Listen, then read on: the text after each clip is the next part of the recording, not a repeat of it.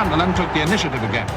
It may be tactless, but one must recall the 1953 transfer of Billy Elliott from Burnley to Sunderland, for it was he who scored 6 minutes from the end to put Sunderland through. And it's round the full-back. Shot it onto there, it's Well, McGibbon heading it on for Watson, clear by Burrows. Now Coleman in, flicked on, here's the chance for Jewett, yes!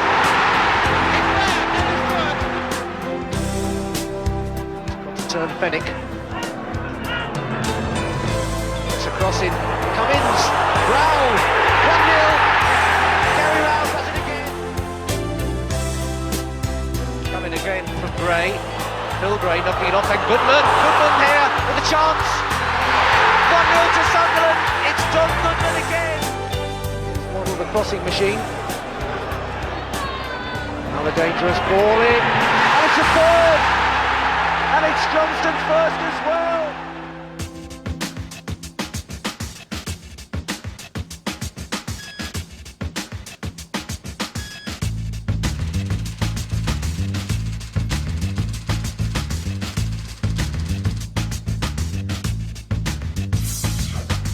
On Tuesday, the 13th of May 1997, Sunderland fans finally said farewell to Roker Park. The last ever match was against Liverpool, their first opponents 99 years before. When the turnstiles clicked for the last time, hearts were heavy with more than just nostalgia. 48 hours before, Sunderland had suffered its 7th relegation. And with a new stadium beckoning, none of the previous 6 hurt more. But Roker Park summoned up one last display of its indomitable spirit for the great send-off. So there's Billy Bingham, former Northern Ireland international, Northern Ireland manager of course as well. He came to Wearside from Glentoran back in October 1950. Went on to play more than 200 league games for the Wearsiders. A very sprightly looking Billy Elliott there marching out. 193 games he played, England international, and of course he went on to manage the club as well. This will be the biggest cheer of the night. The man they voted Sunderland's player of the century. It's the legendary Charlie Hurley. They signed him from Millwall, and the Roker Park crowd really took him to their hearts. People that are applauding today are the fans that followed me, not maybe them, but their fathers and their fathers were here at Roker Park, and it's a happy time in certain respects for myself because I was here in the 60s and the fans are, in my opinion, the best in the game. George Hurd there, who has the distinction of being the first man to score a goal as a substitute. Went on to be a coach here, a very well-known figure in coaching circles within the North East. There's Bobby Kerr down there with the FA Cup that he held aloft so proudly in 1973. He was a fantastic midfield player, a real inspiration there, a really tremendous player, a mighty atom. When it takes a man who can wear the black and white stripes into cup final glory and then make Roker Park his home, but Bob Stoker, one of the men who's managed to cross the bridge, as it were, between Newcastle and Sunderland, and a real hero here, an inspirational manager. It's very emotional, just like, you know, coming back and reliving the last 20-odd years. It's just as sad that it's all over, you know. There'll never be anywhere like Roker Park for me in the future. We're getting through to the modern era now. That's Sean Elliott. There's a few good defenders out there tonight. Local lad from Hayden Bridge, who was one of the new brigade brought in to the team alongside Gary Rowell. Charlie Hurley was one of the great defenders at Roker Park. This man, one of the goal-scoring legends. Gary Rowell, a local lad signed from Seaham Juniors in June 1975, and a real crowd favourite with a natural touch for goal. It's lovely to be associated and to be here tonight. It brings back many happy memories for me. Seven years, and I honestly feel Sunderland made my name as a footballer and helped me to have the career that I had, and it's a great pleasure to be associated tonight. Martin Scott down there from the current playing staff, of course, had a nightmare season with injuries, and his skill at fullback has been sorely missed by Peter Reid. Looking as though he enjoys the evening tonight, though. It was just the farewell party the great old ground deserved. Unashamed emotion all the way, but the last time the team would take the field. The last kick-off. Every last moment of action on the pitch cheered and savoured. And as Roker Park had always done, all the crowd really wanted was the last Sunderland goal.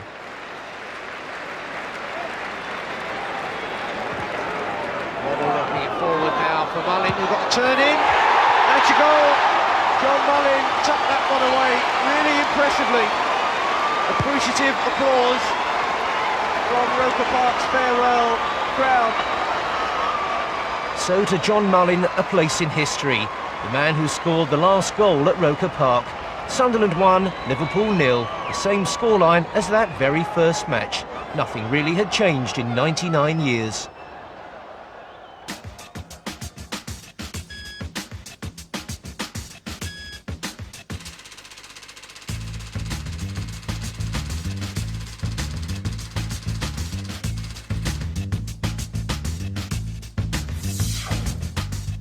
A farmer named Tennant used to grow turnips on the land where Roker Park was built. When Sunderland's first chairman John Potts Henderson made the bold decision to build a new ground, he had to support a major housing scheme around it. Mr. Henderson agreed to pay the ground rents till the houses were sold. The chairman was determined the club must move forward and leave its previous ground at Newcastle Road. On the 10th of September 1898, this Sunderland team beat Liverpool 1-0 in front of 30,000 fans. The new stadium had been completed in less than a year. The new ground had seats for only 2,000 fans. There was no concrete, it was all wood, with the terraces 9 inches a step to make sure every fan had a decent view.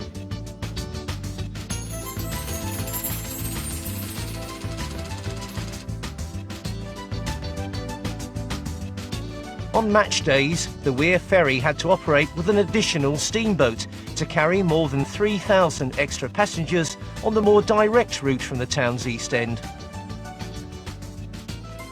The club had another championship under its belt by the time it bought the ground outright in 1905 for a cost of £10,000. The present Roker End was built in 1912, though only part of it has survived. £20,000 was spent building an elaborate construction of concrete pillars which lasted for 70 years before the upper sections were demolished for safety reasons. The design also gave players somewhere to train during wet weather. Roker Park could afterwards hold 50,000. You can see from the background of these player pictures how Roker Park looked. Behind Charlie Parker, a 1920 signing from Stoke, the forward end is quite clear, with Sandringham Terrace plainly showing. Goalkeeper J.B. Dempster stands in front of a Roker end that wasn't to change for 60 years. And this is how Roker Park looked in 1920, but it's not Sunderland who are playing. The newsreel cameras were on Wearside as Roker Park staged an international between England and Ireland. It wasn't quite as spectacular as the first international between these two countries, staged at Roker 6 months after it opened. In 1899, England had come to Wearside and turned in a record score of 13-2. This victory was by a more modest margin of 2-0. As you can see behind this rather casual team photo, the forward end was initially built with wooden planks. The safety aspects are not worth thinking about. In 1925 it was rebuilt using a newer material, concrete. In 1929 the present main stand was built, which, together with other improvements, added a further 10,000 to the capacity. The stand was designed by the famous Scottish architect and engineer Archibald Leach. To the very last, his work was instantly recognisable by the unmistakable criss-cross steelwork on the front of the stand. It matched his previous work at Ibrox and Goodison Park, except this time he could use red paint instead of blue. The cost of the work was £25,000.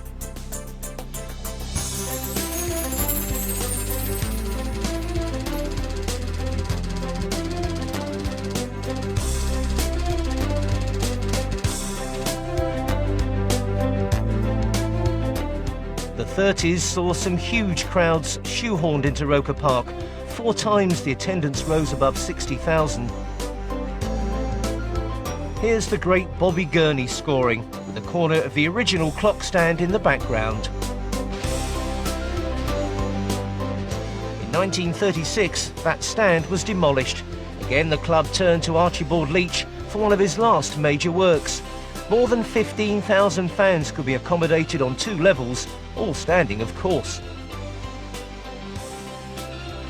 In 1939, Roker staged the FA Amateur Cup final, with Bishop Auckland beating Willington 3-0. The stadium's basic look wasn't to change that much for the next 60-odd years.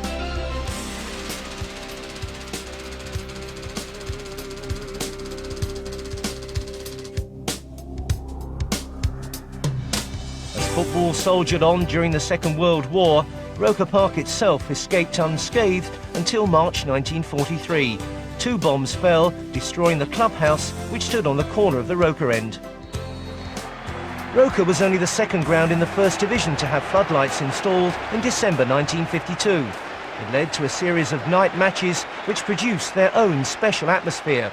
This was perhaps the most prestigious of all, against Moscow Dynamos in 1955, though Sunderland went down to a late goal from the Russians. Shackleton, number 11, who had been put on the wing, was frequently prominent and worked away like anything. Perhaps he should have been on the inside.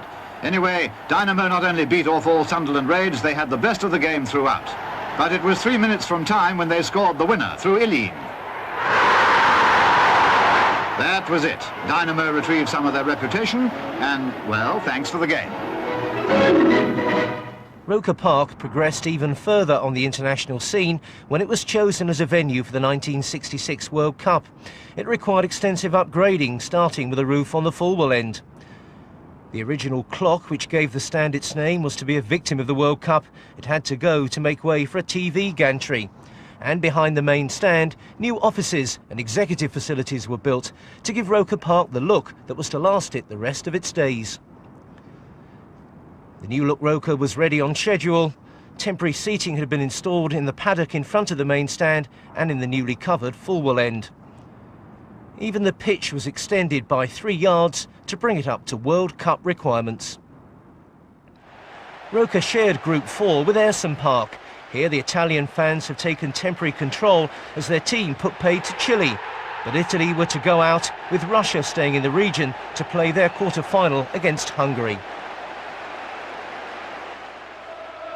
The Roker Stadium certainly gave value over the years, but by the start of the 80s, the pre-First World War construction at the Roker end was starting to show distinct signs of wear. It was reduced to its present size in 1982 with the loss of 10,000 to the capacity. In its final safety-conscious years, exit facilities were constantly improved, but Roker's capacity fell to less than 23,000.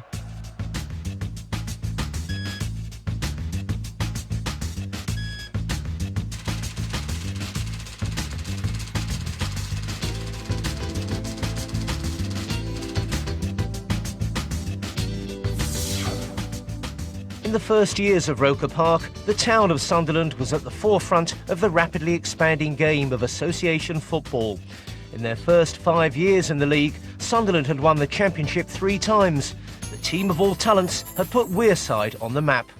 They brought pride to the town, and also they brought sort of the game of football in a big way. It was a bonus. The town had never had this. And but it reverberated throughout the northeast, and really this became one of the great nurseries of the game.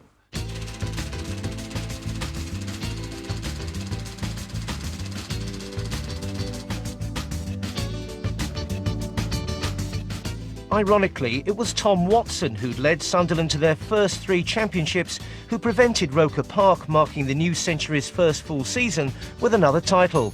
Watson had left Wearside 2 years before the move to Roker, and his new club Liverpool edged out his old in 1901. The next season, the club's 4th First Division title was the first to be located at the new ground.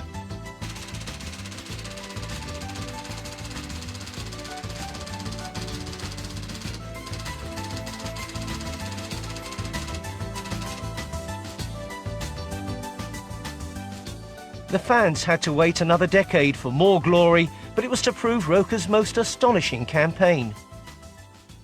They had an amazing season in 1912-13 when they only got 2 points from their opening 7 games, yet won the championship with a record number of points and very nearly did the double. Aston Villa beat them 1 out at Crystal Palace.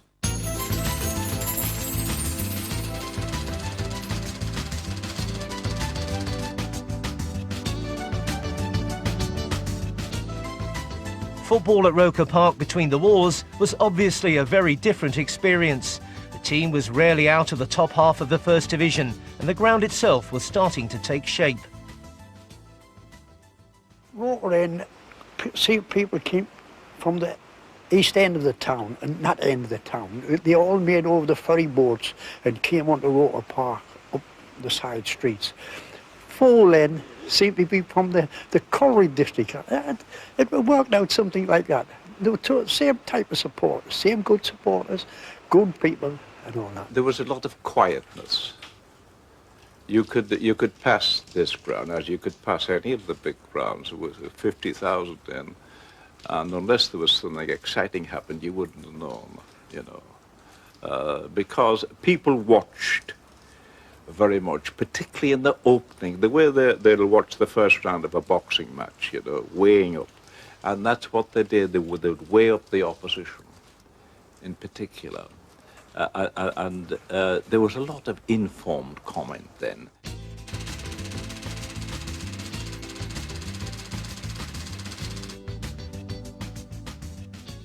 You could go anywhere in either end and stand and watch the match.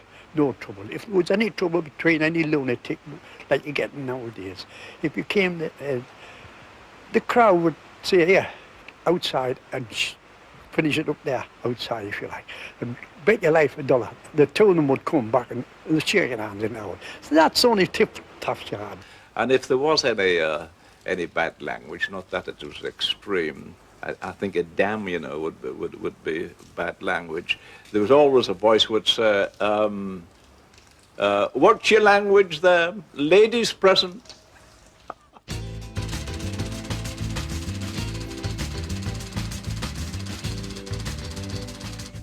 Football fever took hold, and it gripped the town, and it was obvious that the town was just about going to close down.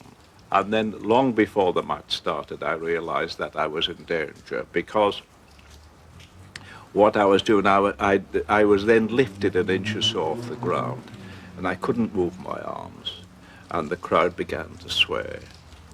And what I was terrified, of course, was falling, but one couldn't fall because we were so packed. But nevertheless, there would be times when the surging was so strong that there would be breaks, you know.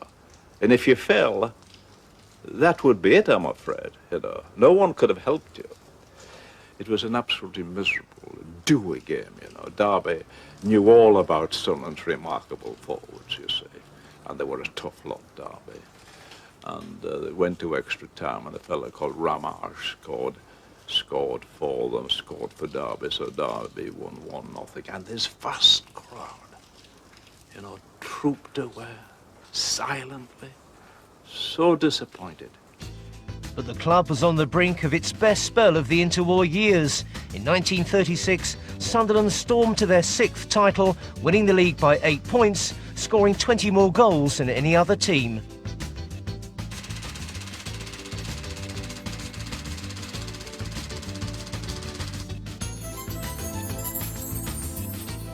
Sunderland finally won that elusive FA Cup the following year, after just one home draw, though Roker staged 2 replays.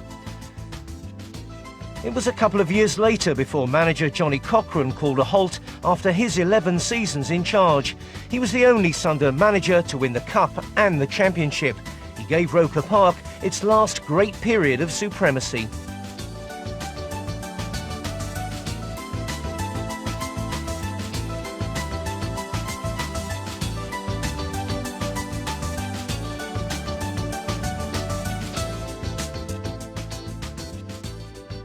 Charlie, he was very tall, a military man.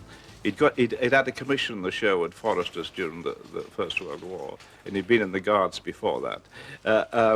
And he didn't look as if he could participate in the rough and tumble of the game, but of course he could. He was a remarkable header, and also he was a close dribbler, sort of sidestepping, just stepping about in small areas. I think he was probably sort of, over the years, Sunderland's greatest player. Do I take it that it's not working? There's a turnstile operator there. For the past 25 years, this has been Fred Bailey's home. A stadium manager, he's looked after the ground and the fans who've come through the doors. Following Sunderland has been a family tradition, and when Roker Park goes, so will a large chunk of Fred Bailey's past. To a lot of supporters, when this goes, it's taking a part of their life away, you know. Certainly be taking a big chunk of mine away, because I've been so closely connected with it. But also, I identify this place, you know, with my granddad and my own dad, God love him, who worked for this club as a match day employee for many years.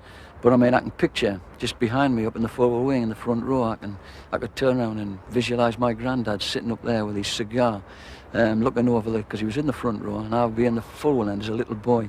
And my dad, I mean, I could picture him walking around this place, because 12 years ago since he passed away. So once this place goes, then you haven't got that sort of place to identify them with. It's a few years since one lady last passed through the turnstiles, but from her flat in Sandringham Terrace, just a throw-in from the Fulham end, Barbara Rooney lets everyone know where her loyalties lie.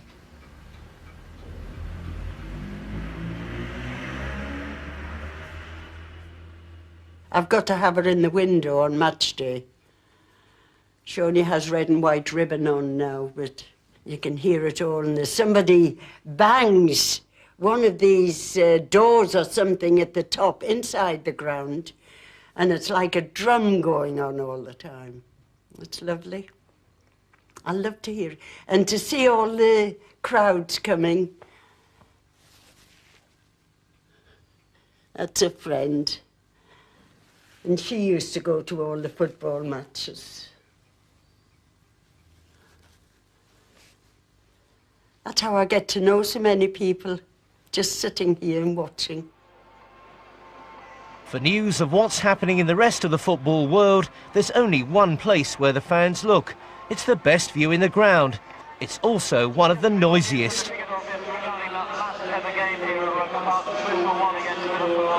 Probably is the only hand-reared scoreboard in the, well, certainly in the Premier League, maybe in the through the first and second divisions as well.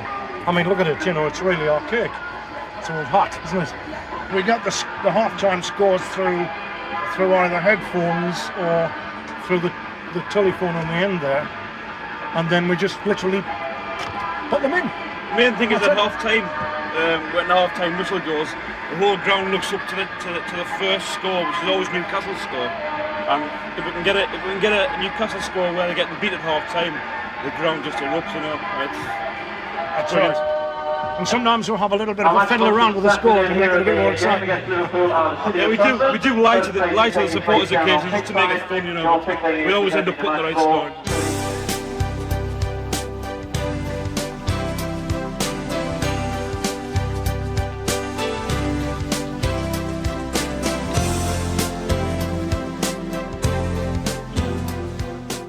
Rashcott is clearly the finest player I ever saw play for Sunderland. He was my boyhood idol. Thought the world of him. When he came on leave from the RAF and played for Sunderland in wartime football, that's when I first watched Sunderland play. It was always a special occasion. Amazing ability. He did great things very simply, and he did them so consistently. And when, as a 9-year-old, you see your hero you've read about and heard your dad talk about score a hat-trick in a 7-1 win over Leeds United, well, it does endear you to him.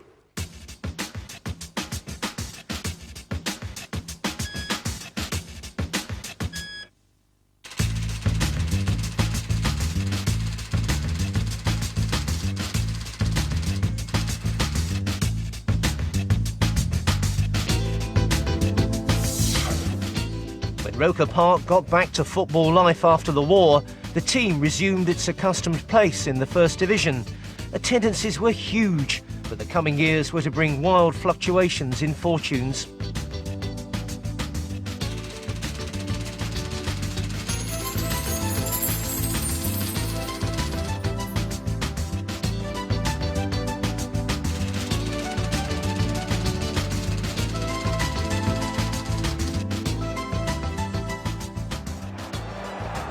Sunderland were increasingly looking to buy their way to success.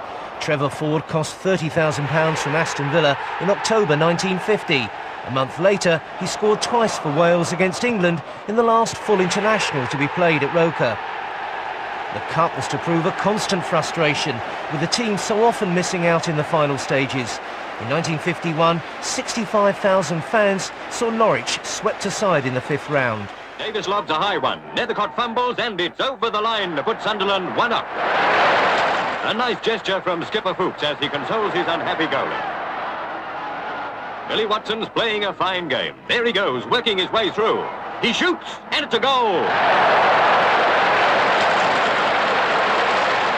And another Tommy Wright movement. The wingers played a key man part in Sunderland's attack. He's through and there goes a shot to put Sunderland 3 up.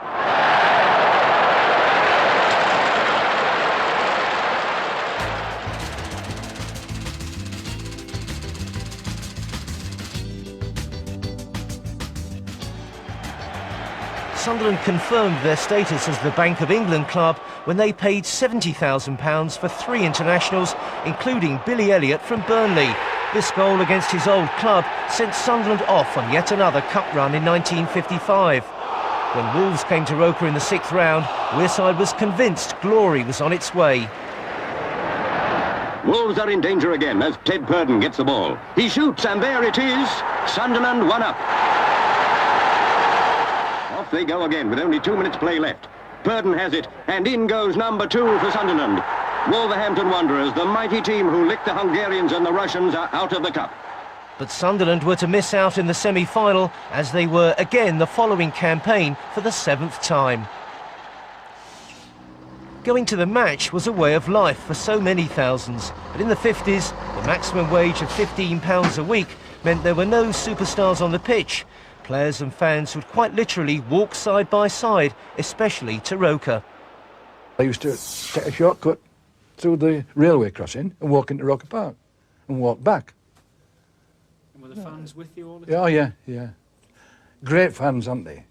You know, I tell people away from the northeast how loyal and how brilliant the fans are, and they don't believe me, you know. And I said that if Newcastle or Sunderland had done what Liverpool have done, or Man United have done over the last few years, there'd have been no getting in at Roker Park or St James's Park. You know, we've got better fans, more loyal than Man United and Liverpool.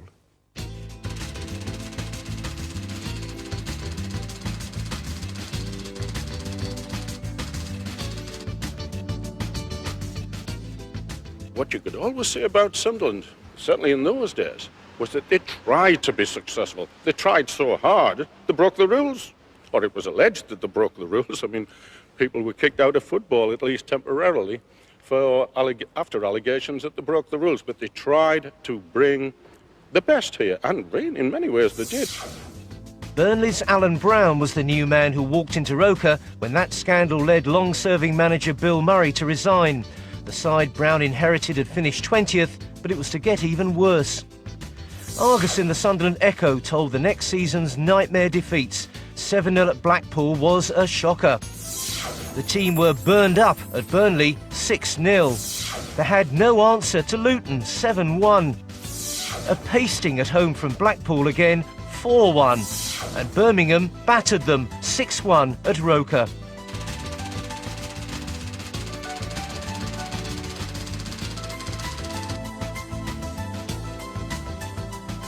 There was players in the side who thought they were good players, and they only had to go on the field and perform. That's not football. That's not football for me. You've got to go out there, and when you put a red and white shirt on, you've got to die for Sunderland Football Club. But Alan Brown had insisted he would need time to rebuild. He was a disciplinarian who preached coaching and developing players. It took 6 seasons before the club was back where Brown and the fans felt it had always belonged.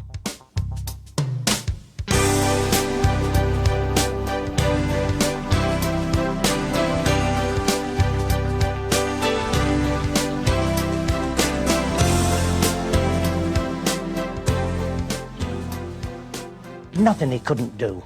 I mean, with a football, with a tennis ball, with a ping pong ball, with an old coin, a penny piece, he could flick it, control it, and things like that. Flick it in his pocket, catch it on his instep. He could do anything.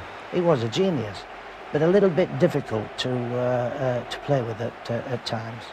We used to turn up early to see the kick-in because it was part of the entertainment. He could kick a ball 12 yards ahead, beckon it back, and he'd put so much bottom on it, it just came back to him. He could make it almost talk, and this is the old football.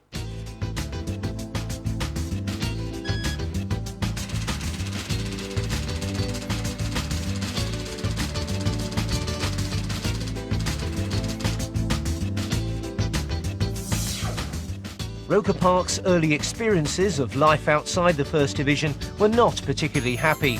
The first 2 seasons down were a long rebuilding process when the club found it hard to keep clear of the threat of further relegation.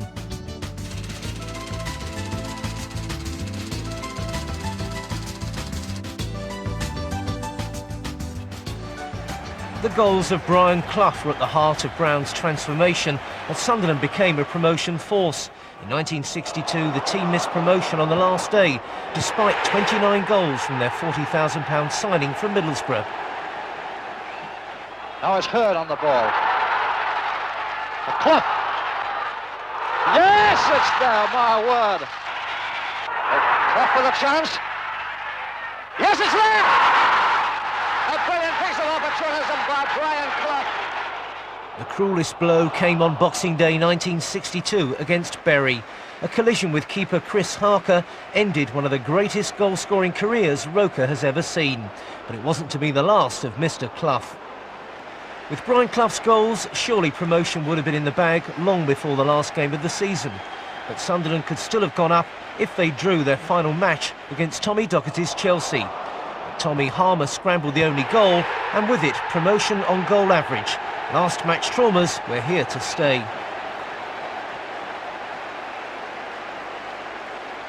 But next season, it all came right for Alan Brown's team, who never looked like faltering. Just 1 defeat in the last 18 matches meant Sunderland could coast home, especially when third-placed Preston were crushed at Roker. This time Hurd gets it stuck in. It's there. It's a goal. Sharkey flicks it in. And he's round the full-back. Sharkey knocks it in. It's a goal. A wonderful goal. It could have been a promotion and cup double as Sunderland faced Manchester United. Roker Park was bursting for a 6th-round replay. Sunderland had been 3-1 up before drawing at Old Trafford. The crowd were near hysterical as the second division side again took the lead. But the goalscorer had been hard pushed to make the game. We went down to the Roker Hotel for a meal before the game. And we thought, well, we'll just sort of amble up, you know, about 6 o'clock, you know, game's 7:30. So we all started off and that, and just up by the Roker Park itself. There's a bit of trouble. The many people we didn't recognise, we didn't think there'd be so many people. And unfortunately, we couldn't get through. And this is trying to enter the actual players' entrance. And we spent about half an hour trying to persuade about, say, 20,000 people that we had to get through to get into change and to play the game. So it was later on we heard that there was about 60,000 in the ground, maybe 30,000 outside. We thought, God, there's about nearly 100,000 people here. And it was a fantastic night. Unfortunately, we didn't get a result. It was Dennis Law who sent this epic game into extra time, but a Morisseta's own goal restored home advantage. Finally, it was Bobby Charlton who forced a second replay with just a couple of minutes left in extra time. But that match took its toll on Roker Park. The official attendance was nearly 47,000, but with an entrance collapsing, there could have been anything up to 70,000 inside, with even thousands more still outside. Manchester United reached the semi-finals after the third game, but Roker fans had the First Division on their minds rather than Wembley.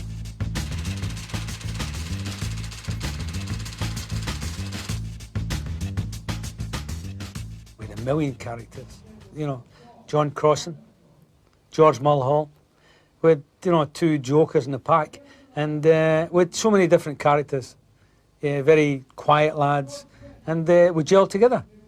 And as a unit, I think we worked very well.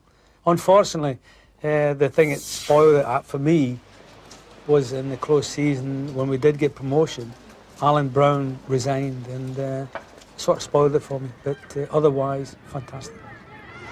Alan Brown's resignation left Sunderland managerless for the first 3 months of the season.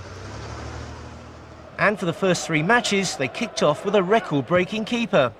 Derek Foster became the youngest player to appear in the First Division when he made his debut aged 15 years and 185 days. He'd been an apprentice for 2 months. By November, George Hardwick became manager. But the former England and Middlesbrough defender didn't last long, as Sunderland retained their First Division status, but without ever making any real impression.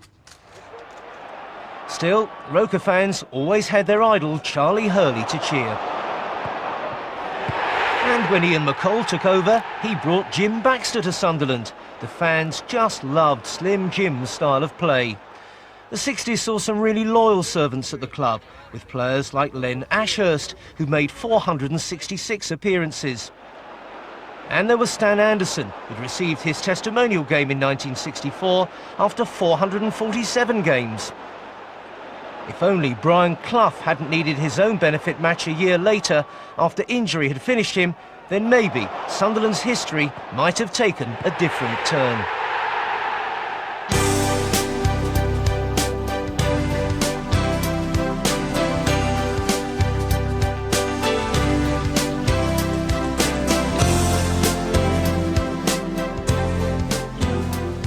Brian Clough himself is a person, fantastic person.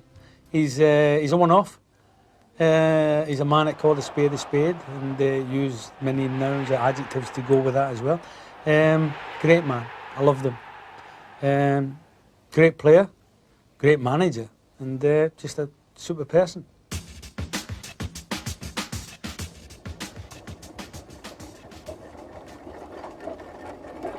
They shipped over the finest turf from Ireland when Roker Park first opened for business. Almost 100 years later, and the playing surface was still one of the best in the country. For one man in particular, looking after the famous old pitch that he used to gaze at from the terraces, has been the original dream come true. Love it, absolutely love it. Especially working for Sunderland Football Club, that's the main thing and all, like. Because I've been here since I was a little toddler, well on my father's shoulders, you might say. And I've seen some wonderful players here. And it's just tremendous to think you're working on the same pitch that they've graced. Although, mind you, we've put 600 tonne of root zone in this one, you know, it's still there, like. I mean, I love gardening, you know, I've always loved gardening, which my father did. He taught us everything and just took it from there. I think, you know, grass is a plant, a tremendous plant. You can kick it to bits and it'll come back again, you know. But just give it what it wants and, you know, that's it. You know, you look round, you just get a feeling, you know, it seems to overwhelm you. You've been involved, you know, for years and just brilliant, like. It wasn't just going to the game itself that became part of the Roker ritual. Every ground has its favourite pub on the doorstep, but this one had a church as well. The Roker Methodist Tea Ladies were a matchday institution. Since 1962, they had religiously provided a different kind of service to fans from all over the country. Yes, they're really good supporters. Never a grumble, never anything. Never grumble about the tea. The church hall became a regular stopping-off point, offering tea and sympathy to supporters who've been making the pilgrimage to Roker Park for most of their lives. Got the cat when I was at the championship dinner in May 1936, And I took it to Wembley with me the next year when I went with the team. And I went to Wembley with the team, and still got it. I've just lost its red and white ribbon. I think the grandchildren have disintegrated that, but otherwise I've kept it. Footballers too can be a superstitious lot, and it was in the home dressing room that Sunderland's famous Black Cat made its first appearance way back in 1909. The Stray wandered in on the morning of a First Division match with Bury. Sunderland won that game and the next two, and became the very first club to adopt a team mascot, starting a trend that everyone followed. Several generations down the line, and the Black Cat, by now somewhat larger than life, was still crossing the team's path. This is me uncutted. Bit hot under there, is it? Yeah, it's not exactly perfect. What's it like to actually get out and be on the pitch with the players? Or you... I mean, that's the only reason I did it. I mean, not many people get the chance to lead the teams out of Roker Park.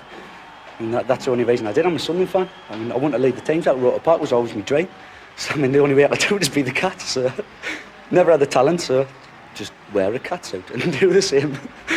But when you tell people you lead the teams out, do they believe you? I would say, like, are you the captain? Well, nearly. I'm a guy that dresses up as a cat. Fat bloke in cat costume.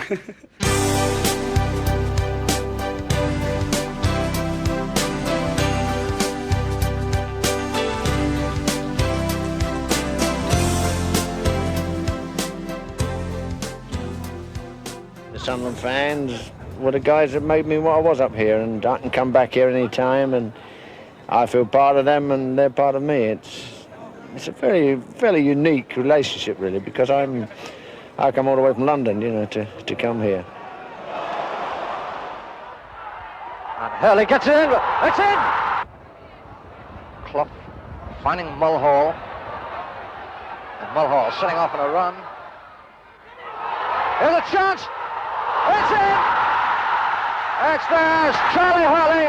I remember when we got promotion in 1964, we did a lap of honour, and then there was a chant went out, Charlie, Charlie, and we had to go out again, so we went round again, and I was shaking hands with big 6'4" miners and shipbuilders crying their eyes out, and I suddenly realised what we'd done.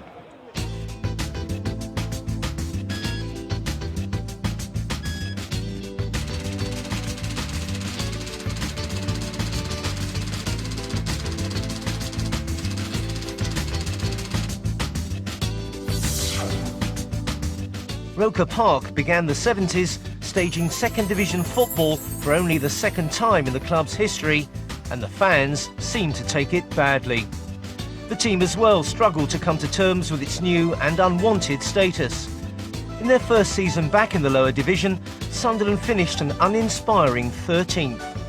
Even though over the next 12 months the position improved to 5th, there seemed an unprecedented sense of apathy about the whole place. When Sunderland beat Swindon in September 1972, there were less than 12,000 in the ground. The club were just not used to that. Eventually, manager Alan Brown paid the usual price. Roker Park was desperate for a lift. When Bob Stoker arrived in December 1972, the club suddenly exploded into life.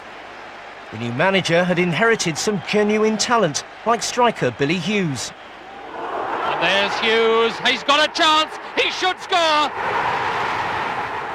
And what a start for Sunderland. Bobby Kerr was a tireless worker in midfield with a genuine attacking flair. And what a good goal by Kerr. What a good goal by Kerr. And there was Dennis Chewett, a goal-scoring winger who'd crossed the river from Tyneside. Hughes didn't realise his luck. Here's the chance for Chewett now, he should! He did! The timing of Bob's arrival was spot on, because we had, as I said, we had a lot of young players on the side, and it was the youngness of the players that caused the problem in the first place when we were relegated. We had probably too many young players, good players, but not quite fully matured. And when Bob came, the players were ready to mature themselves, but they'd been playing in a system which had a little bit of fear because of the previous year or so where we were struggling. And Bob came in and just allowed us to play. And myself and Billy, you know, Billy Hughes, we needed the freedom. And we enjoyed the freedom. A few weeks before Bob Stokoe was appointed here, Sunderland were at one of the lowest ebbs that I can recall. And I was having a bit of a go in my newspaper, the Daily Mail. And the director of Sunderland came to me, he says, "You're always saying that this ground could be full and all that sort of thing." He says, "Those days have gone, you know, it isn't as easy as that." I said, "You could not be more wrong." I still believed in the potential in there. Weeks later, only weeks later, this ground was packed with the most exciting performance, most memorable occasion most of us can remember here for a replay, a fifth-round replay in the FA Cup with Manchester City. An absolutely fabulous night. And that confirmed what this club's about. And that's why I've always believed that it can rank with the Barcelonas, never mind the Newcastles. Sunderland against Manchester City, February 27th, 1973, FA Cup fifth-round replay. This was the match Sunderland fans voted as the greatest game ever played at Roker Park. Well, this is Kerr. That's a good ball. And it's gone in!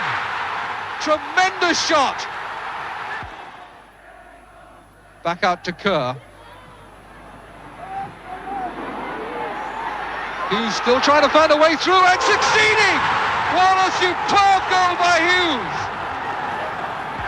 Porterfield, Malone, and plenty of Sunderland players prepared to join the break. Flicked on well for Tuart, and put in! Hughes has done it! 3-1. I think that was the really first time where we felt that we could win the cup. I mean, the quality of the goals and the build-up, not only of the final act of the goals, but the build-up to it, and how much movement we had, and the quality of the strikes on goal. I think from that on in, I realised that we had a quality side. It was really the rebirth confirmed. This was what everybody had dreamed of for so long. We wanted to be on the map, and we were proving we could be as good as the best. Bob Stokoe's unbelievable triumph at Wembley against Leeds gave Sunderland a unique place in FA Cup history. But transforming that success into promotion was tough. Cup stars like Dennis Tuart and Dave Watson left, but new, experienced signings gave the team the means to return to the top flight. In June 1974, two former Magpies arrived at Roker. Brian Pop Robson had left Tyneside for West Ham, but he came back to the North East to become one of Wearside's most consistent goal scorers. Number 6, Porterfield. Robson!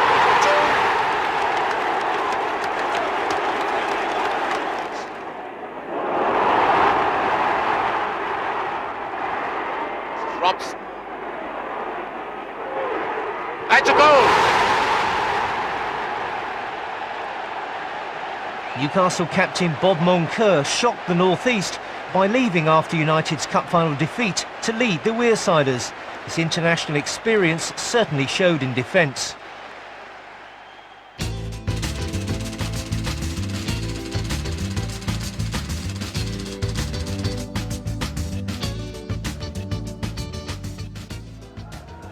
At the third full season of trying, Sunderland's Wembley Messiah finally led the club into the promised land of the First Division. There was no second-half slump as in the previous campaign, and Roker form was once again the foundation for success. Once promotion was assured, the championship was wrapped up in style at home to Portsmouth. The glory days were back at Roker Park again. Bolton. That'll do. That is a goal all the way. 15 minutes of the first half left. The ice has been broken. Sunderland leading 1-0. Here's Train. And it's 2-0. Billy Hughes.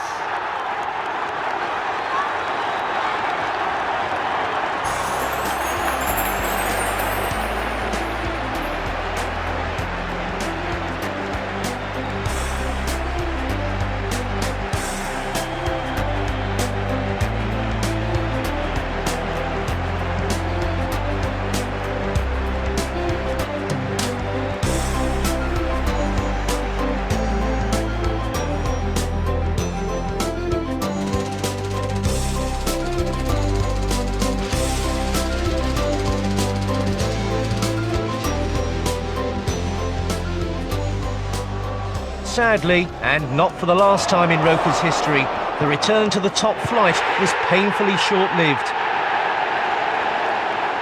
Sunderland couldn't produce a win in the first 9 games, and probably rather hastily, the cup final hero Bob Stokoe resigned after the team's 3rd successive home defeat. It was 6 weeks before Burnley's Jimmy Adamson was appointed. By that time, Sunderland had 9 points from 16 games. The team also suffered the most incredible goal drought, 10 games without scoring, but it suddenly ended with 4 straight wins, all at Roker Park. The team scored 17 goals and conceded just 1, with the final game in that astonishing sequence against West Ham. John Radford, the former Arsenal and England star, being beaten by Gary Rowell. And a chance there, surely, and it's the first goal, yes, and a beautiful goal scored by Holden. Beaten by Bill Green. Now back comes Sunderland, Rowell again, and he's got the second.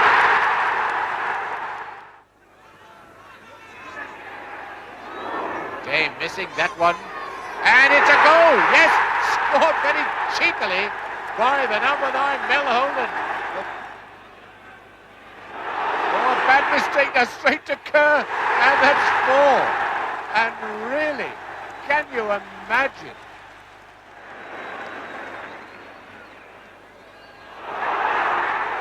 And it's another one. And it's Gary Rowell, and that's onside. Now then, Bob Lee with a chance to get number 6. Has he? Yes, he has. And I have never seen anything. My favourite game at Roker Park was we played West Ham, and it was the year we actually got relegated. We'd started the season, we hadn't played so well, but Jimmy Anderson got the manager's job, and he sort of transformed the team.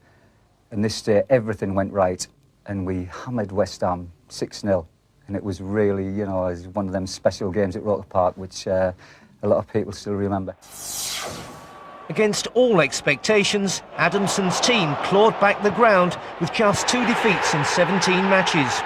When Mel Holden scored the only goal against Birmingham in their final home match, Sunderland were still in with a chance of survival.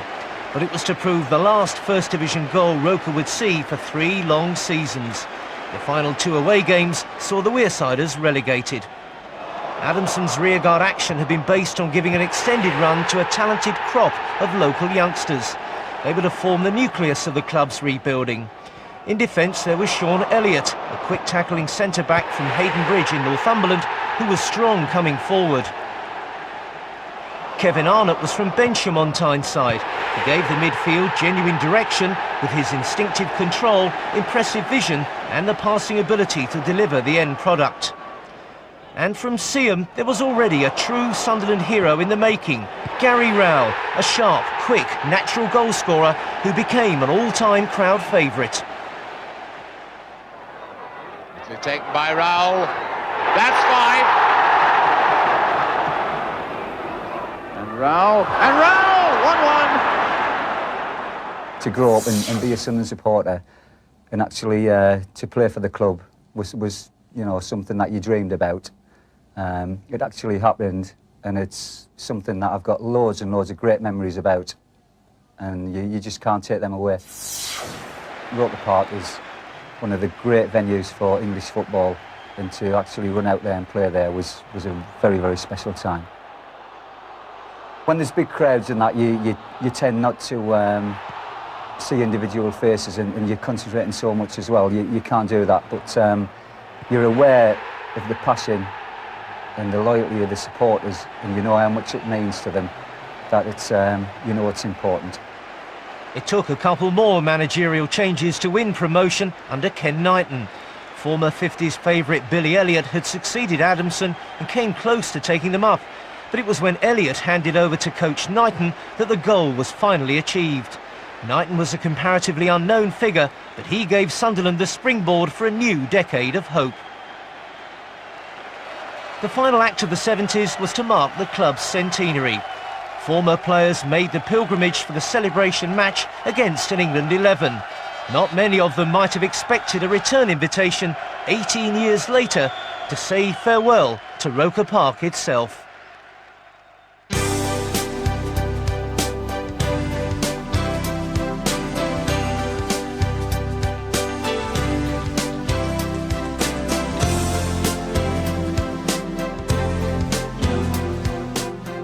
Allen barged off it by Bell. Two men in the middle waiting for the cross. Lee! Well saved by Montgomery. It's still with Taylor, and still Taylor goes on. Past Clark, a right foot shot. Oh, and somehow Montgomery got there to push it over.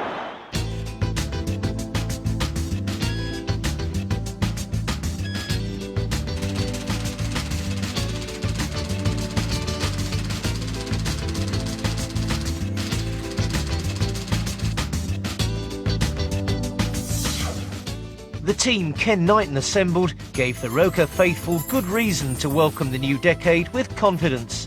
They'd very much seen the progress for themselves as Knighton turned the old ground back into a fortress where a home win was par for the course. The old campaigner was back again. Pop Robson, a star of the 76 promotion side, returned to Roker and of course brought with him his usual bag of goals. Certainly let in Kevin Arnott. The goal is miles out. Robson. Oh, that's beautifully done by Pot Robson. And a new attacking star made the journey up the A19 from Teesside for £300,000. Pocket-sized Stan Cummins. His place in Roker folklore was guaranteed when he pounced to dispose of the old enemy. Oh, he's missed it! And Cummins has got it! Stan Cummins scores for Sunderland and breaks the deadlock. Knighton travelled rather further afield when he set a club record to bring Claudio Marangoni from Argentina. It was a bold move, if not exactly a triumph. The Yorkshire determination of Chris Turner in goal proved a somewhat more dependable foundation for success. As a certain Gary Lineker, among others, found out, Knighton's team didn't give much away. During a 16-game unbeaten run, the Wearsiders conceded just 13 league goals at Roker, scoring 47. Promotion was wrapped up in what would now be regarded as unthinkable circumstances. 9 days after the end of the season, Cup winners West Ham came north to provide the opposition as Sunderland chased the 1 point they needed to return to the top flight. These days, every vital game has to kick off at exactly the same time, never mind the same week. Predictably, the game was something less than a fight to the death. Kevin Arnott on hand to put Sunderland on their way. Stan Cummins swayed his way through a lethargic Hammers defence and the party could really begin. It had been anxious enough for Knighton and assistant Frank Clark on the bench, but the players had soon realised the game was there for the taking. If I remember right, there's about 5,000 locked out of the game. The atmosphere was tremendous and they were coming in and they were flying and we were all a bit nervous about the game and they had no nerves at all. Phil Parks was having banter with me, oh, which side are you going to put the penalty, and laughing and joking and what's going on here? But nobody on Wearside was complaining. If this time the fates had been kind to them, it only balanced the books. After 3 years earlier, that notorious delay at Coventry led to Sunderland going down. The young management team had proved an outstanding success. Much credit went to the number 2, former Newcastle and Forest defender Frank Clark. But it was a great personal triumph for confident Ken Knighton. Roker Park had suffered quite enough relegations. The relief was unbounded. But Sunderland only clung on to their newly acquired First Division status by their fingertips, thanks to the odd moment of inspiration in front of their own fans. Hawley tries one. Oh, what a goal from Hawley! Unbelievable! Whitworth now. Spare men in the middle. Here's Arnott. Hawley's in the middle. Has he delayed too long? Hawley still wants it, but Arnott still got it. Oh, beautifully done by Kevin Arnott. That really was sheer class. Another relegation battle, though, cost Knighton and Clark their jobs, as Sunderland only survived thanks to an astonishing win at Anfield on the last day. Sunderland turned to Alan Durban as the next manager. The former Welsh international had been an influential force in Brian Clough's championship side at Derby. He proved a thoughtful yet determined man at the helm, piloting the club through some difficult First Division waters. That generation of Roker fans needed to get used to their annual cliffhanger. Durban's first full season, he needed a last-day goal from Mick Buckley to keep the club one place above the drop. But Durban was trying to build a side based on youth and skill.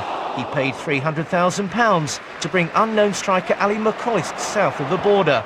History showed Durban's judgment was spot on, even if Wearside never saw the finished product. There was local talent emerging too. Nick Pickering was a gifted left-sided player who won an England cap in 1983, the last man to do so in Sunderland colours. Durban had blooded a Stanley lad called Barry Venison. Even as a teenager, he proved a natural leader. And there was still Gary Rowell in probably his best season. After one win in 15 games, it was Rowell who finally gave the Fulham-enders something to really cheer. Gary Rowell now. And that's a goal from Gary Rowell.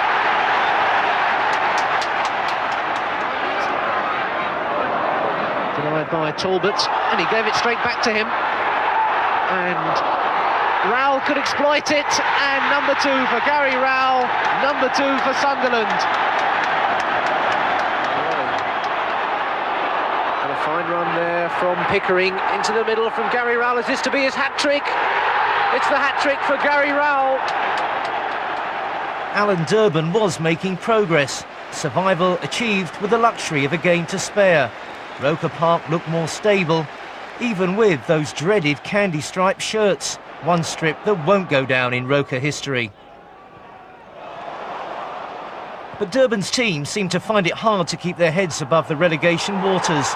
By February '84, Sunderland were out of the cup and 16th in the table after 3 points from 7 games. Chairman Tom Cowie had become increasingly uncomfortable with Alan Durban, so he turned to a familiar face. The new man hardly needed a tour of the ground. Len Ashurst had been the mainstay of Sunderland's defence throughout the whole of the 60s. An experienced manager in the lower divisions, he led Cardiff to promotion. Under Ashurst, a final position of 13th belied yet another last-day survival scare. But Roker Park was now looking forward to a 5th successive season in the top flight. However, it was to prove more of the same for the long-suffering fans who had precious little to savour in the league.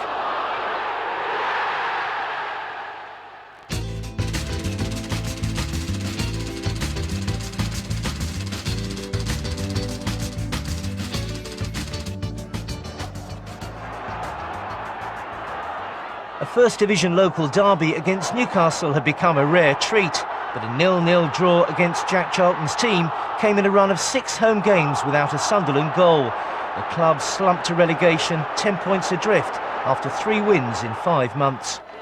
The dismal league form became even harder to take when contrasted with a tremendous cup run. One of the men they had to thank never even made the final of the Football League Cup, or Milk Cup as it was then called. A 22-year-old striker from Wallsend was to miss out. Roker staged the first leg of the semi-final against Chelsea, with Sunderland needing to gain a significant advantage for the return trip. And it was Colin West who provided a 2-goal lead, but he was dropped for the final. That home leg was the high point of the cup run. The second leg's success was overshadowed by horrendous crowd trouble, and Wembley was a big disappointment.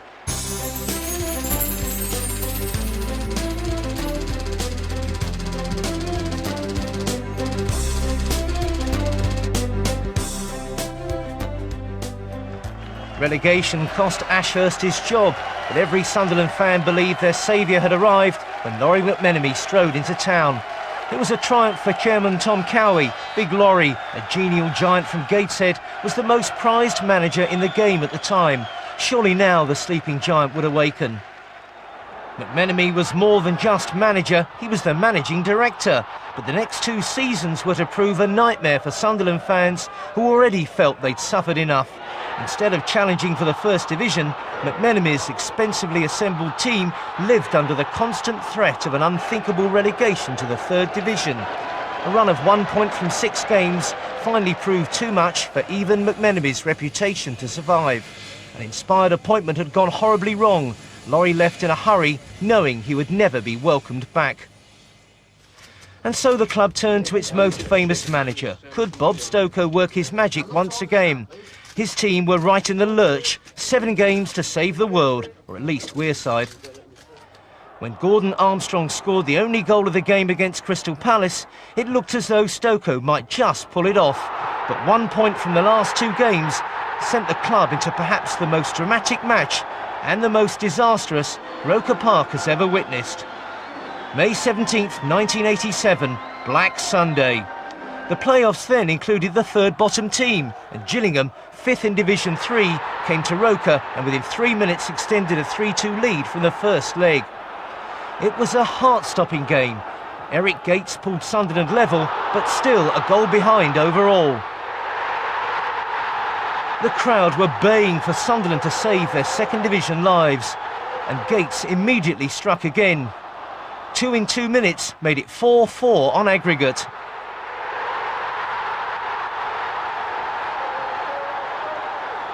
Sunderland were flying now, and only a handball on the line kept out a header from Dave Swindlehurst. Surely a penalty would put them ahead, but somebody still had to take it. Mark Proctor had put one away in the first leg, but this time couldn't deliver. Not even Bob Stokoe could have seen anything quite like it. But there was another penalty to come, this time when Sunderland keeper Ian Hesford upended Howard Pritchard. Hesford made amends by saving Colin Greenhall's penalty.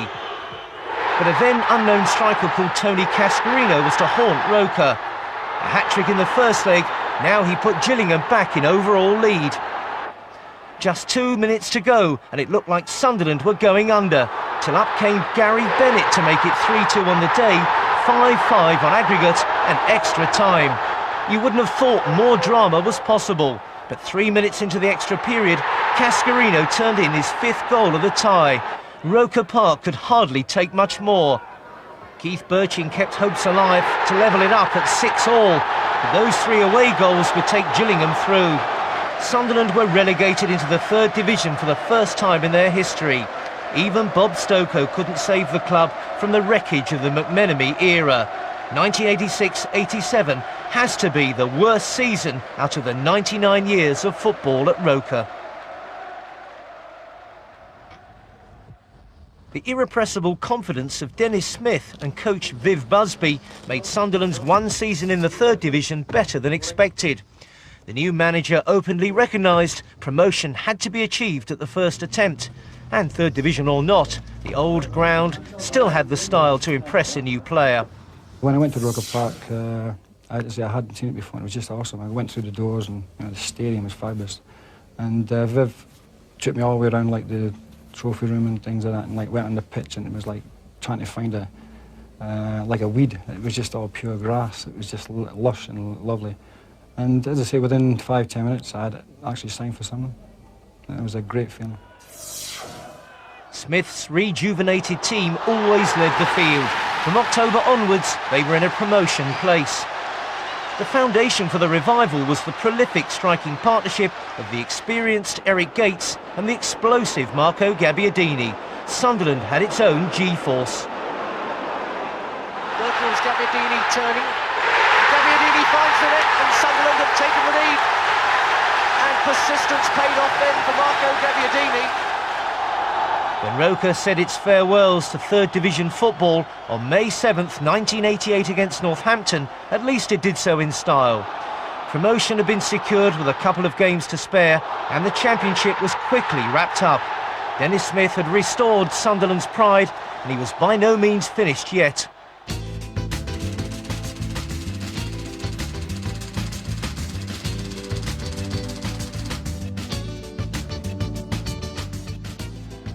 Smith's managerial background at York meant he was not accustomed to buying progress, but buying Gabbiadini from his old club to partner Gates was the blue touch paper for the team's explosive season. Smith and Busby never shirked the challenge they had faced. Roker Park was right back on its feet. The 3rd division hadn't been quite so bad after all, but once was quite enough.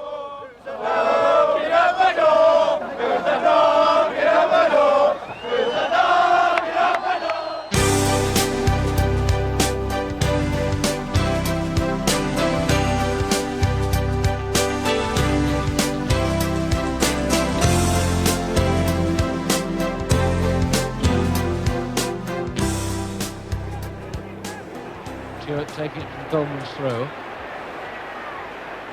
Looking for Kerr, and a good goal! What a beauty!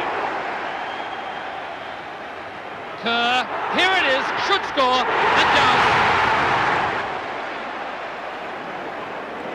Robson, Porterfield. In comes Kerr, and it's a beautiful goal.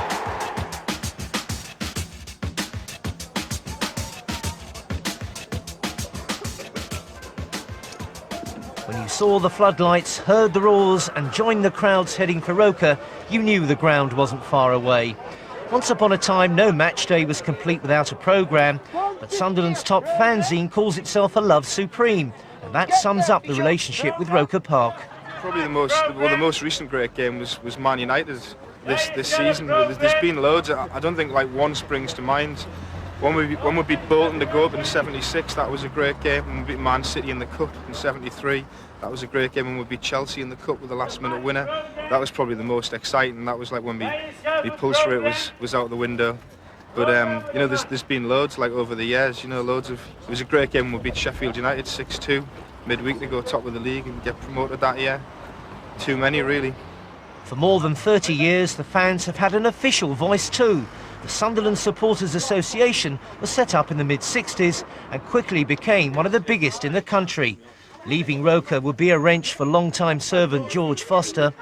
I would think my father would bring me here before 1937, and I would think I would be on this corner somehow. You know, because I can imagine just seeing a goal, because he would lift me on his shoulders. I must have only been 7. Being a Seaham Harbour lad, you see, we used to get the auto car, as it was then, from Seaham Harbour Station. And then he'd bring me through here, get on a tram at the museum. They're just the memories I've got of it.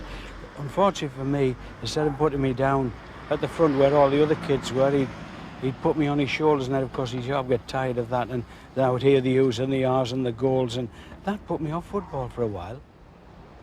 This is what the fans have enjoyed seeing in the past and want to see more of in the future. For the club's directors, the inner sanctum of the Roker boardroom provided a constant reminder of the glory days. This particular piece of silverware came with the 1996 First Division title, a sight to gladden the heart of another North East champion. I used to say that, you know, I would give it up. I mean, it's very, very difficult, obviously. I mean, any kid, you know, whether you're supporting Sunderland or Newcastle, whatever your team, you want to play for them. But what brought it home to me in later years, when I was doing well on the track and I got to meet quite a few of the players, and a few of them used to pull me to one side and say, "It must be great what you do. I wish I could run in the Olympic Games." And, you know, so the grass is always greener on the other side. But yes, you know, I would have loved to have. I mean, I've played with some of the lads in charity games and things, so I've come close, if you like. But you know, team sport and individual are different. But it's always had obviously a special place in my heart.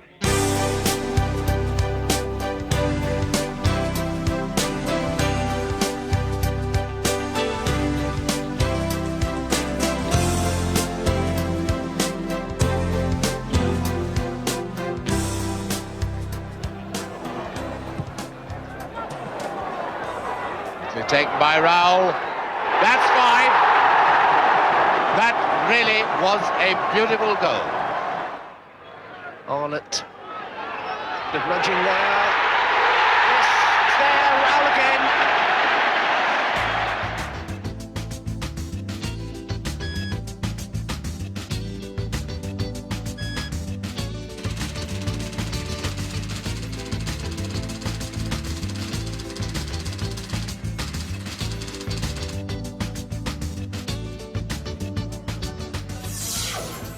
Just as at the start of the 80s, Sunderland fans entered a new decade with hope of a return to the top flight.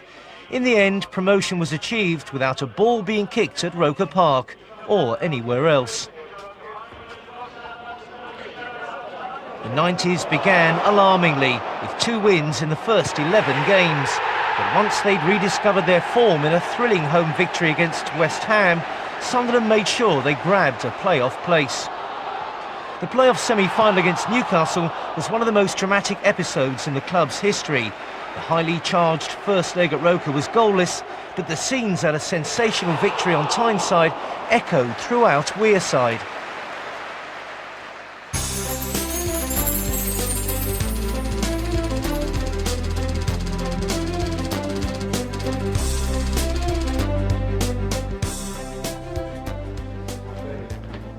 First Division celebrations took place in midsummer.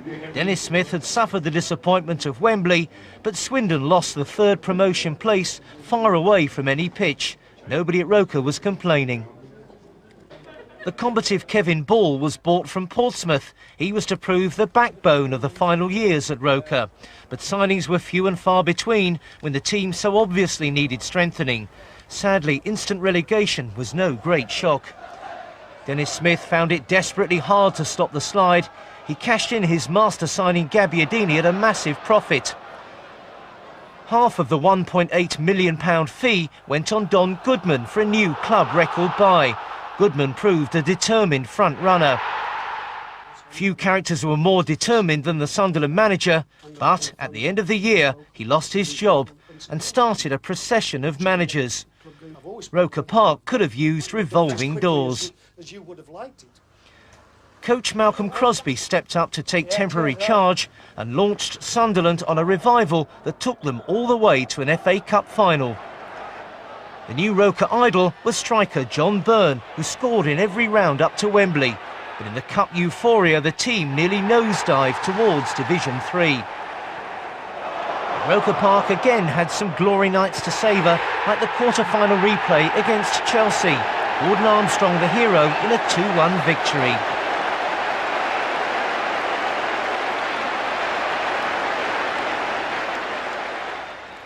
Following the Bob Stokoe path earned Crosby the manager's job, but Liverpool on the day of the final were in no mood to do a Leeds, but the league remained a disaster.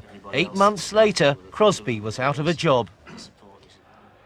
The experienced England defender and former Rangers manager Terry Butcher was on the playing staff and a convenient alternative. Sunderland finished 1 point and 1 place above relegation, and it would get no better. November 1993, and a third internal appointment in a row gives Mick Buxton the chance to win back a thoroughly disenchanted Sunderland public. Buxton proved a steady hand, and with some encouraging younger players like Craig Russell emerging, the clouds above Roker were starting to lift a little. But the all-too-familiar gloom was to return the next season. It was a hard time for Fulham Enders, with just 2 wins in the first 14 home games. It was yet another relegation fight, and yet another managerial departure was inevitable.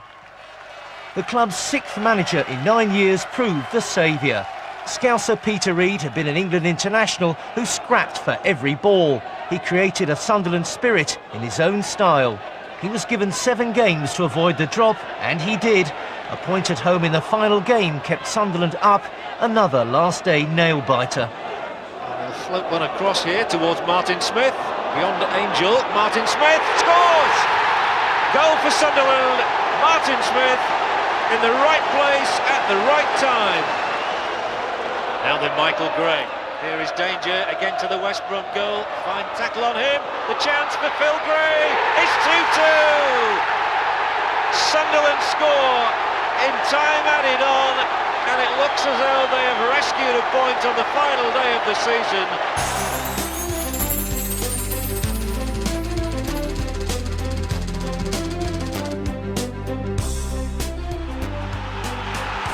Reid's enthusiasm and organisation turned the whole club around without any extravagant spending. Paul Bracewell was back for a third Roker career.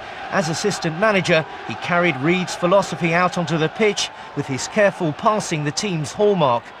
It was in December '95 that Roker believed the good days might be really back. Top of the table Millwall were demolished, with Russell running riot. Craig Russell's made a tremendous run.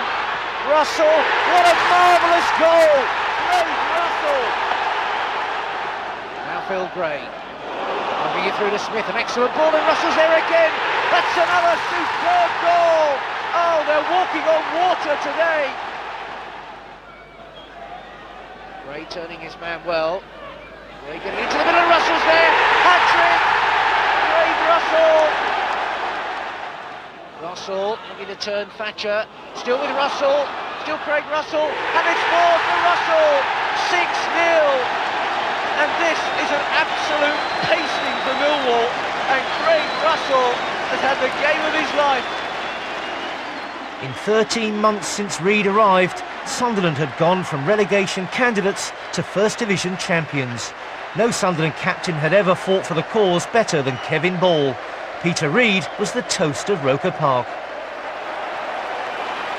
Sunderland's first taste of the new Premiership was always going to be tough.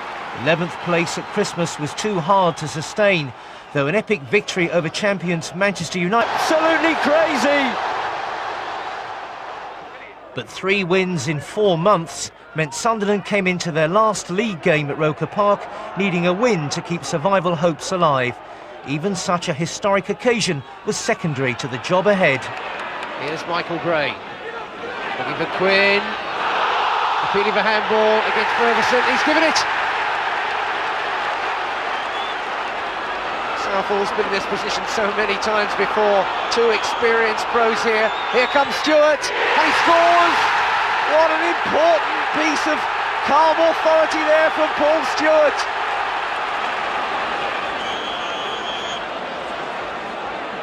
Here comes Waddle. What a goal from Chris Waddle! That's a fantastic strike. It's Waddle's first, and it's an absolute blinder.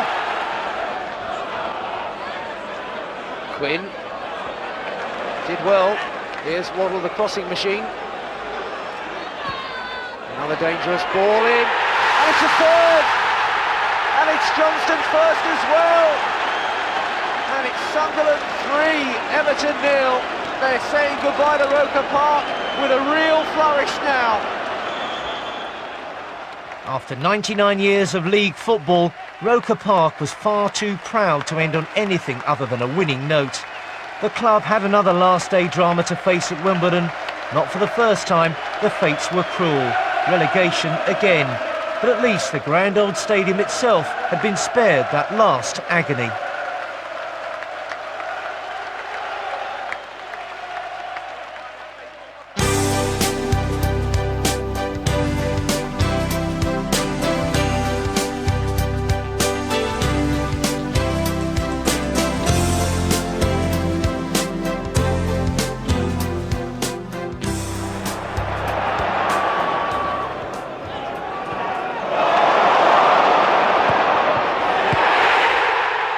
I was coming to the end of my career, and Marco was just starting it, and you know, he had the legs, I suppose, and I had the brains on the football pitch. You know, I used to just say to him in the dressing room, you know, all I want to see today, Marco, is your backside.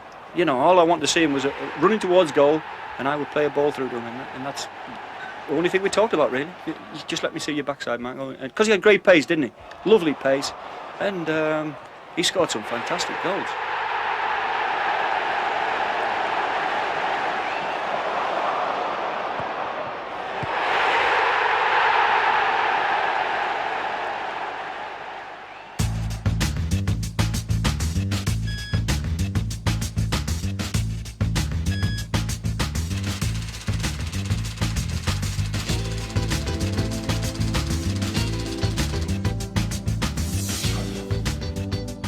While the clock was running down on Roker Park, the next century of football was starting to take shape on the site of the old Monk Wearmouth colliery.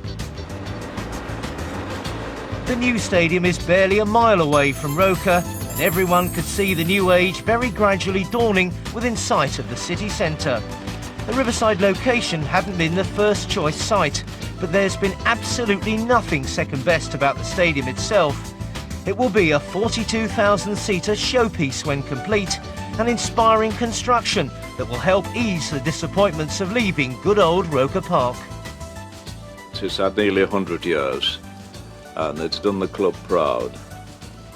It's been loved, and it's had its day. I'll miss it because every time I'm passing along this way, I might have passed along the roadways or I've seen the floodlights up night when you're in the town, you can see the floodlights. It fetches your memories and all that, so yes, I think we'll miss Roker Park. Lots of people come and go from football clubs, but the one consistent factor is the crowd. And they are always the people I feel the most sorry for. And also are most pleased for when success comes. And of course this crowd has been something special.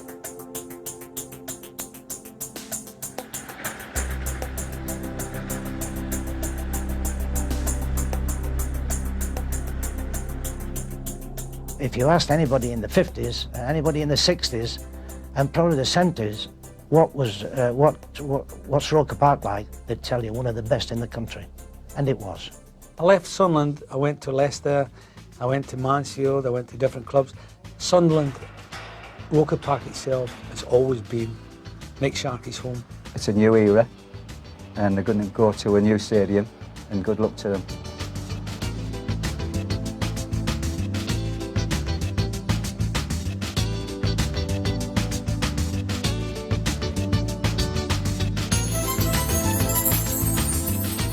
New stadium when it opens?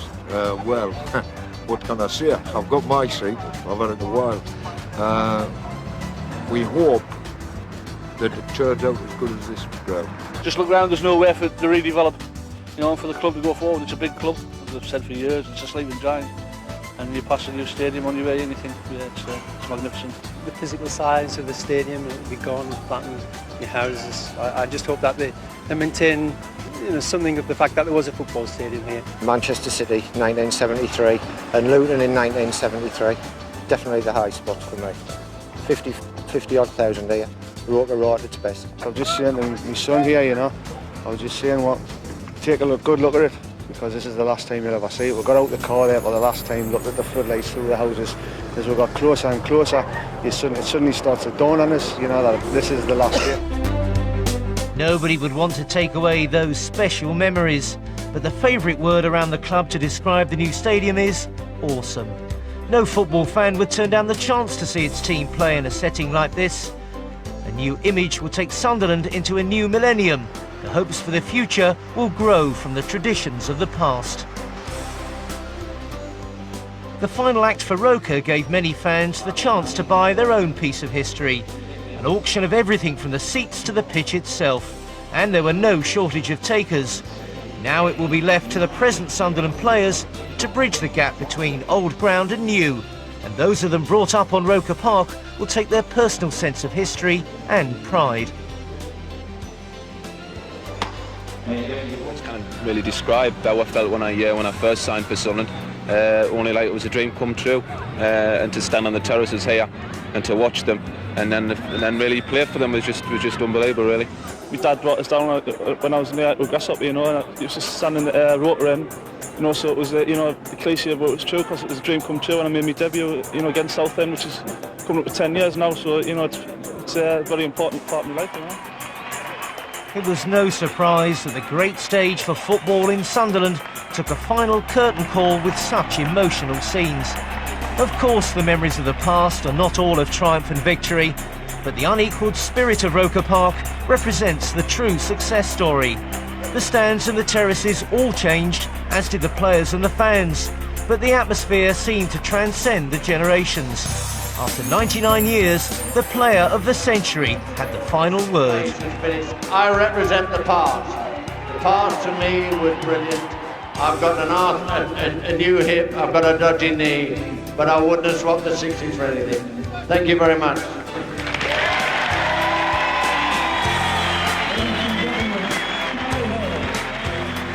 The centre spot was lifted to be replanted in the new ground as a symbol of those past 99 years. Then the old ground could finally close. Sunderland fans found it hard to believe it could actually happen. But they will surely know the famous Roker roar will move with the times. It always has.